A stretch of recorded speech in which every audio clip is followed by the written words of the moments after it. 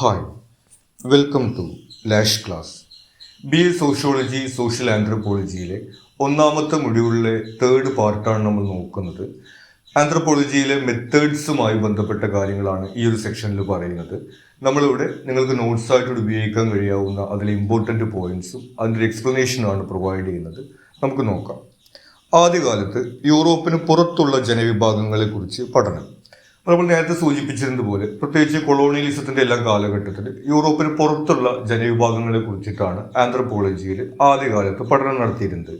പക്ഷെ യൂറോപ്പിന്റെ പുറത്ത് പോയിട്ട് വീട്ടിൽ നിന്ന് പോലും പുറത്തിറങ്ങാത്ത തരത്തിലുള്ള ഒരു മെത്തേഡ്സ് ആണ് അവർ ഉപയോഗിച്ചിരുന്നത്. സഞ്ചാരികൾ, ചരിത്രരേഖകൾ, ഗവൺമെന്റ് രേഖകൾ എന്നിവ അവലംബിച്ചു. അത് സഞ്ചാരികൾ എന്ന് പറയുന്നത് നമ്മുടെ ക്രിസ്റ്റഫർ കൊളംബസ്, വാസ്കോഡ ഗാമ തുടങ്ങിയിട്ടുള്ള ആളുകളൊക്കെ അവർ യാത്ര നടത്തിയിട്ട് കൊണ്ടുവരുന്ന വിവരങ്ങൾ, അതുപോലെ നമ്മുടെ വില്യം ലോഗനെ പോലുള്ള ആളുകളൊക്കെ എഴുതുന്ന ചരിത്രരേഖകൾ, അങ്ങനെയുള്ള മറ്റ് സഞ്ചാരികളുടെ ഈ രേഖകളും വിവരങ്ങളുമാണ് അവർ പഠനത്തിന് വേണ്ടി ഉപയോഗിച്ചിരുന്നത്. അപ്പോൾ തുടക്കത്തിൽ ഒരു ഫീൽഡ് സ്റ്റഡി എന്നുള്ള രീതിയിൽ ഈ ആന്ത്രപ്പോളജി ഡെവലപ്പ് ചെയ്തിട്ടുണ്ടായിരുന്നില്ല എന്നുള്ളതാണ് നമ്മൾ കാണുന്നത്. പിന്നീട് EB ടൈലർ നേരിട്ട് വിവരം ശേഖരിക്കുന്നതിന്റെ പ്രാധാന്യം അവതരിപ്പിക്കുകയും ഫ്രാൻസ് ബോവാസ് ആരംഭിക്കുകയും ചെയ്തു. അപ്പൊ EB ടൈലർ എന്നുള്ളൊരു ആന്ത്രപ്പോളജിസ്റ്റ് ആണ്. നമ്മൾ ഈ ക്വാളിറ്റേറ്റീവ് ആയിട്ടുള്ള വിവരങ്ങളാണ് ശേഖരിക്കുന്നത്. അതായത് ആളുകളുടെ ജീവിതവുമായി ബന്ധപ്പെട്ടും സംസ്കാരവുമായി ബന്ധപ്പെട്ടുള്ള വിവരങ്ങളാണ്. അത് നേരിട്ട് കണ്ടെത്തി പഠിക്കുന്നതാണ് അഭികാമ്യം എന്നുള്ള രീതിയിലുള്ള ഒരു വിലയിരുത്തൽ നടത്തുകയും ഫ്രാൻസ് ബോവാസ് എന്നുള്ളൊരു ആന്ത്രപ്പോളജിസ്റ്റ് അമേരിക്കയിലെ ട്രൈബുകളുമായി ബന്ധപ്പെട്ട പഠനത്തിൽ ഇതുപോലെ നേരിട്ടുള്ള നിരീക്ഷണം എല്ലാം ആരംഭിക്കുകയും ചെയ്തു. തുടർന്ന് മലിനോസ്കി, റാഡ്ക്ലിഫ് തുടങ്ങിയിട്ടുള്ള മറ്റ് ആന്ത്രപ്പോളജിസ്റ്റുകളും ഈ ഫീൽഡ് സ്റ്റഡിയാണ് ആന്ത്രപ്പോളജിക്ക് നല്ലത് എന്നുള്ള രീതിയിൽ ആ ഒരു രീതി വ്യാപിപ്പിക്കുകയാണ് ഉണ്ടായിട്ടുള്ളത്. ക്വാളിറ്റേറ്റീവ് വിവരങ്ങളും സബ്ജക്റ്റീവ് പഠനവുമായതിനാൽ ഫീൽഡ് വർക്ക് പ്രധാനമാണ്.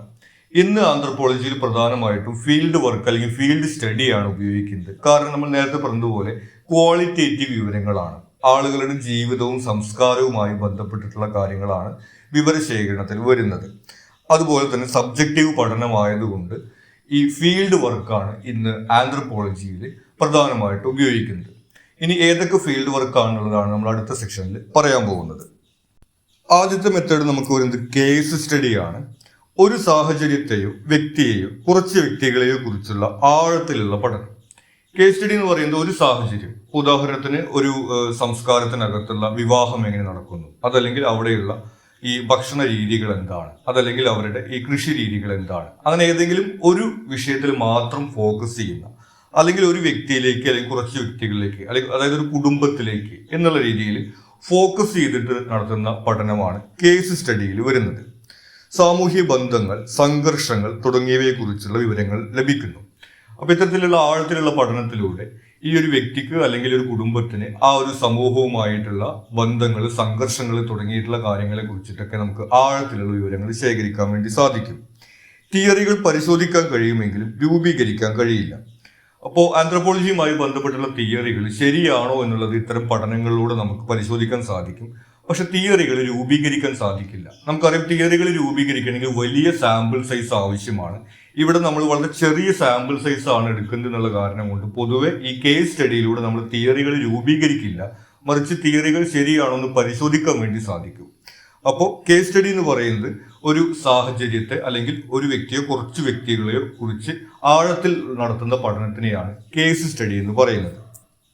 പിന്നെ വരുന്നത് എത്നോഗ്രഫിയാണ്. ഒരു സമൂഹത്തിലെ സംസ്കാരം, പെരുമാറ്റ രീതികൾ, ആശയങ്ങൾ തുടങ്ങിയവയെ കുറിച്ചിട്ടുള്ള പഠനം.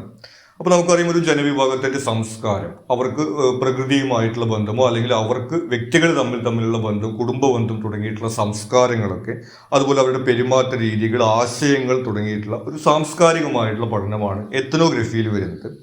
ഒബ്സർവേഷൻ, ഇന്റർവ്യൂ എന്നീ രീതികളിലൂടെയാണ് സാധാരണഗതിക്ക് ഇതിൽ വിവരശേഖരണം നടത്തുന്നത്. ഇനി ജഡ്ജ്മെന്റ് സാമ്പിളിംഗ് നിർണായകമാണ്. ജഡ്ജ്മെന്റ് സാമ്പിളിംഗ് എന്ന് പറയുന്നത് നമ്മൾ ഇന്റർവ്യൂവിന് തിരഞ്ഞെടുക്കുന്ന ആളുകളെയാണ് ഉദ്ദേശിക്കുന്നത്. അപ്പോൾ നമ്മൾ കൃത്യമായിട്ട് വിവരങ്ങൾ നൽകാൻ കഴിയുന്ന, അതുപോലെ തന്നെ നമുക്കറിയാം, നമ്മൾ ആളുകളോട് അവരെ കുറിച്ച് ചോദിച്ചു കഴിഞ്ഞാൽ എപ്പോഴും അവർ നല്ല രീതിയിലാണ് കാര്യങ്ങൾ അവതരിപ്പിക്കുക. അങ്ങനെ ഒരു ജഡ്ജ്മെന്റ് ഇല്ലാതെ കൃത്യമായിട്ട് ഒബ്ജക്റ്റീവായിട്ട് വിവരശേഖരണം നടത്താൻ കഴിയുന്ന രീതിയിലുള്ള ആളുകളെ നമ്മൾ സാമ്പിളിംഗ് തിരഞ്ഞെടുക്കണം എന്നുള്ളതെല്ലാം ഇതിൽ നിർണായകമാണ്. ആവശ്യമെങ്കിൽ ക്വാണ്ടിറ്റേറ്റീവ് വിവരങ്ങളും ശേഖരിക്കുന്നു. അപ്പോൾ നമ്മൾ പൊതുവിൽ പറഞ്ഞൊരു സാംസ്കാരികമായിട്ടുള്ള പഠനമാണെന്നുള്ളത്. ഇനി ഇതിൽ ആവശ്യമാണെങ്കിൽ ക്വാണ്ടിറ്റേറ്റീവ് വിവരങ്ങൾ, അതായത് അവരുടെ ഒരു ജീവിത സാഹചര്യം, അവരുടെ ഈ കൃഷി അവർക്ക് എത്രമാത്രം വരുമാനം നൽകുന്നുണ്ട്, അതല്ലെങ്കിൽ അവരുടെ ഒരു ആരോഗ്യ നിലവാരം എങ്ങനെയാണ് തുടങ്ങിയതായിട്ടുള്ള വിവരങ്ങളൊക്കെ നമുക്ക് ആവശ്യമാണെങ്കിൽ ശേഖരിക്കാൻ വേണ്ടി സാധിക്കും. അപ്പോൾ പൊതുവിൽ എത്നോഗ്രഫിയെ സംബന്ധിച്ച് നമ്മൾ പറയുന്നത് ഒരു സംസ്കാരത്തെക്കുറിച്ചും പെരുമാറ്റ രീതികളെ കുറിച്ചിട്ടുള്ള പഠനമാണ്. അതിന് വിവരശേഖരണത്തിനായിട്ട് ഒബ്സർവേഷൻ, ഇന്റർവ്യൂ എന്നീ രീതികളാണ് നമ്മൾ ഉപയോഗിക്കുന്നത്. അതിൽ ഇന്റർവ്യൂവിന് നമ്മൾ സാമ്പിൾ തിരഞ്ഞെടുക്കുന്നത് വളരെ നിർണായകമാണ്. കാരണം വളരെ ചെറിയൊരു സാമ്പിളാണ് നമ്മൾ തിരഞ്ഞെടുക്കുന്നത് എന്നുള്ള കാരണം കൊണ്ട് കൃത്യമായ വിവരങ്ങൾ നൽകാൻ കഴിയുന്ന ആളുകളെ നമ്മൾ സാമ്പിളിങ്ങിൽ തിരഞ്ഞെടുക്കണം. അതിന് നമ്മൾ ജഡ്ജ്മെന്റ് സാമ്പിളിംഗ് എന്നാണ് പറയുന്നത്. അടുത്തത് വരുന്നത് പാർട്ടിസിപ്പന്റ് ഒബ്സർവേഷൻ ആണ്. ഗവേഷകരുടെ പങ്കാളിത്തത്തോടെ നടത്തുന്ന നിരീക്ഷണം. അപ്പോൾ നമ്മൾ എവിടെയാണോ ഗവേഷണം നടത്തുന്നത് ആ ആളുകളുടെ ഇടയിൽ ജീവിച്ചുകൊണ്ട് അവരുടെ കൂടെ ഭക്ഷണം കഴിച്ച് അവർ ചെയ്യുന്ന പ്രവൃത്തികളിൽ അവരോടൊപ്പം പങ്കെടുത്ത്, അതായത് ഇപ്പോൾ കൃഷിയോ മറ്റ് ആചാരങ്ങളോ ചടങ്ങുകളോ ഒക്കെയാണ് അവർ നടത്തുന്നുണ്ടെങ്കിൽ നമ്മൾ അതിൽ അവരുടെ കൂടെ പങ്കെടുത്തുകൊണ്ട് നടത്തുന്ന നിരീക്ഷണമാണ് പാർട്ടിസിപ്പന്റ് ഒബ്സർവേഷനിൽ വരുന്നത്. വ്യക്തികൾ തുറന്ന് സംസാരിക്കാൻ തയ്യാറാകുന്നു എന്നുള്ളതാണ് ഇതിൻ്റെ ഒരു ഗുണമായിട്ട് വരുന്നത്. അതായത് നമ്മൾ അവരിൽ ഒരാളായിട്ട് ഇങ്ങനെ നിൽക്കുന്ന സമയത്ത് ഒരു അടുപ്പം സ്ഥാപിക്കാൻ സാധിക്കുകയും അതിലൂടെ അവർ വിവരങ്ങളെല്ലാം തുറന്ന് സംസാരിക്കാൻ തയ്യാറാവുകയും ചെയ്യും. ഇതിൽ മൂലം നമുക്ക് ആഴത്തിലുള്ള അറിവ് ലഭിക്കുന്നു. അതായത് നമ്മുടെ ഈ ഒരു ഗവേഷണ മേഖലയിൽ നമ്മൾ ഏതെല്ലാം വിവരങ്ങളെ കുറിച്ചിട്ടാണ് പഠിക്കേണ്ടത്, എന്തെല്ലാമാണ് അവിടുത്തെ പ്രശ്നങ്ങൾ, അല്ലെങ്കിൽ എന്തെല്ലാമാണ് അവിടെ നമുക്ക് പുതിയതായിട്ട് കണ്ടെത്താൻ കഴിയുന്ന കാര്യങ്ങൾ തുടങ്ങിയവയെ കുറിച്ചിട്ടൊക്കെ ആഴത്തിലുള്ള വിവരങ്ങൾ ഇത്തരത്തിൽ പാർട്ടിസിപ്പന്റ് ഒബ്സർവേഷനിലൂടെ നമുക്ക് കണ്ടെത്താൻ വേണ്ടി സാധിക്കും. പിന്നെ വരുന്നത് നോൺ പാർട്ടിസിപ്പന്റ് ഒബ്സർവേഷൻ ആണ്. ഗവേഷകരുടെ പങ്കാളിത്തം ഇല്ലാത്ത നിരീക്ഷണം. ഇവിടെ നമ്മൾ ഈ പ്രവർത്തനങ്ങളിൽ പങ്കെടുക്കില്ല, മറിച്ച് ഒരു നിരീക്ഷണം നടത്തുക എന്നുള്ള രീതിയിൽ മാത്രമാണ് നമ്മൾ അവിടെ ഉണ്ടാവുന്നത്. വിവരശേഖരണത്തിന് ശ്രദ്ധ കേന്ദ്രീകരിക്കാൻ സാധിക്കുന്നു. അപ്പോൾ നമ്മൾ ഇത്തരം പ്രവൃത്തികളിലെല്ലാം പങ്കെടുക്കുന്ന സമയത്ത് ഒരേ സമയത്ത് അതിൽ പങ്കെടുക്കുകയും അതേ സമയത്ത് തന്നെ ഈ നോട്ട്സ് ശേഖരിക്കുക, വിവരങ്ങൾ എഴുതി വയ്ക്കുക തുടങ്ങിയവ നമുക്ക് പ്രയാസകരമായിരിക്കും.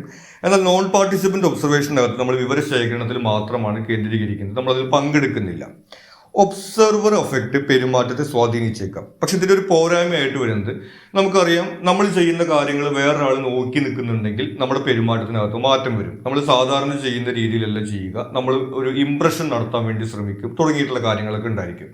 അപ്പോൾ അത്തരത്തിൽ നമുക്ക് പാർട്ടിസിപ്പന്റ് ഒബ്സർവേഷൻ ആണെങ്കിൽ ആളുകളെ അവരുടെ സ്വാഭാവികമായിട്ടുള്ള ഒരു ജീവിത രീതി നിരീക്ഷിക്കാൻ വേണ്ടി സാധിക്കും. പക്ഷെ നോൺ പാർട്ടിസിപ്പന്റ് ഒബ്സർവേഷനിൽ ഒരുപക്ഷെ നമുക്ക് സ്വാഭാവികമായിട്ടുള്ള ജീവിത രീതി നിരീക്ഷിക്കാൻ സാധിക്കണമെന്നില്ല.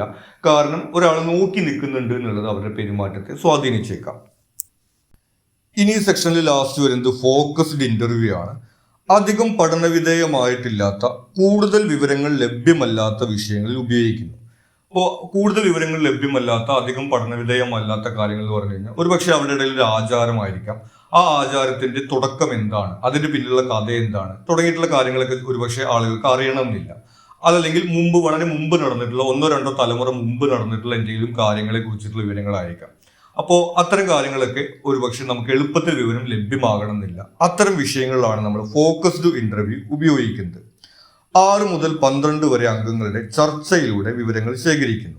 ഫോക്കസ്ഡ് ഇന്റർവ്യൂവിനകത്ത് നടക്കുന്നത് ആ ഒരു കമ്മ്യൂണിറ്റിയിൽ പെട്ടിട്ടുള്ള കുറച്ച് ആളുകളെ ഒരു ചർച്ചയുടെ രൂപത്തിൽ അവർ തമ്മിൽ തന്നെ പരസ്പരം സംസാരിക്കുന്നതിലൂടെ ഈ പുതിയ വിവരങ്ങൾ ഇങ്ങനെ കണ്ടെത്തി വരുന്ന ഒരു സാഹചര്യമാണ് ഫോക്കസ്ഡ് ഇന്റർവ്യൂവിൽ ഉണ്ടാവുന്നത്. ചർച്ചയിൽ ആളുകളെ തിരഞ്ഞെടുക്കുന്നതും ചർച്ച നിയന്ത്രിക്കേണ്ടതും പ്രധാനമാണ്. ഇവിടെ ശ്രദ്ധിക്കേണ്ട കാര്യം, ഈ ചർച്ചയിൽ ആളുകളെ തിരഞ്ഞെടുക്കുമ്പോൾ നമുക്കറിയാം അതിനെക്കുറിച്ചിട്ട് വിവരങ്ങൾ നൽകാൻ കഴിയുന്ന ആളുകളെയാണ് നമ്മൾ തിരഞ്ഞെടുക്കുന്നത്. അപ്പോൾ സ്വാഭാവികമായിട്ടും ആദ്യം നമ്മളൊരു ക്വസ്റ്റിനെയറോ അല്ലെങ്കിൽ ഇന്റർവ്യൂ സംഘടിപ്പിച്ചിട്ട് പല ആളുകളെ നമ്മൾ കണ്ടതിന് ശേഷം അതിൽ നിന്നാണ് ഈ ഫോക്കസ്ഡ് ഇന്റർവ്യൂവിന് വേണ്ടിയിട്ട് ആളുകളെ തിരഞ്ഞെടുക്കുക. അതിൽ നമുക്ക് പല കാര്യങ്ങൾ ശ്രദ്ധിക്കാനുണ്ടായിരിക്കും. നേരത്തെ പറഞ്ഞതുപോലെ വിവരങ്ങൾ ലഭ്യമായിട്ടുള്ള ആളുകളായിരിക്കണം. മറ്റൊന്ന്, ഒരുപക്ഷെ ആ സമൂഹത്തിന്റെ ഒരു ചിത്രമാണ് നമുക്ക് ലഭിക്കേണ്ടതുണ്ടെങ്കിൽ അവിടെ പറഞ്ഞതുപോലെ യുവാക്കൾ, സ്ത്രീകൾ, മുതിർന്നവർ തുടങ്ങിയിട്ടുള്ള പല വിഭാഗം ആളുകളെ ഉൾപ്പെടുത്താൻ വേണ്ടി നമുക്ക് ശ്രദ്ധിക്കേണ്ടി വരും. അത്തരത്തിലുള്ള കാര്യങ്ങളൊക്കെ നമ്മൾ ഈ ഇന്റർവ്യൂവിന് പാർട്ടിസിപ്പൻസിനെ തിരഞ്ഞെടുക്കുമ്പോൾ ശ്രദ്ധിക്കണം. കൂടാതെ തന്നെ ആ ഒരു ഇന്റർവ്യൂ നമ്മളാണ് മോഡറേറ്റ് ചെയ്യുന്നത് എന്നുള്ള കാരണം കൊണ്ട് അത് കൃത്യമായിട്ടുള്ള രീതിയിൽ ചെയ്യണം. അപ്പൊ നേരത്തെ പറഞ്ഞതുപോലെ നമുക്ക് അധികം പഠനവിധേയമായിട്ടില്ലാത്ത, കൃത്യമായിട്ട് വിവരങ്ങൾ ലഭ്യമല്ലാത്ത കാര്യങ്ങൾ അത് അവരിലൂടെ തന്നെയുള്ള ഒരു ചർച്ചയിലൂടെ നമുക്ക് കൂടുതൽ വിവരങ്ങൾ ലഭ്യമാകുന്ന ഒരു സാഹചര്യമാണ് ഫോക്കസ്ഡ് ഇന്റർവ്യൂവിൽ നടക്കുന്നത്. ഇത്രയും കാര്യങ്ങളാണ് നമുക്ക് ഈ ഒരു സെക്ഷനിൽ ഇമ്പോർട്ടൻ്റ് ആയിട്ട് വരുന്നത്. നിങ്ങൾക്ക് മറ്റെന്തെങ്കിലും സംശയങ്ങളോ സജഷൻസോ ഉണ്ടെങ്കിൽ നിങ്ങൾ കമന്റ് ചെയ്യുക. കൂടാതെ ചാനൽ നിങ്ങൾ സബ്സ്ക്രൈബ് ചെയ്തിട്ടില്ലെങ്കിൽ സബ്സ്ക്രൈബ് ചെയ്യുക. Thank you.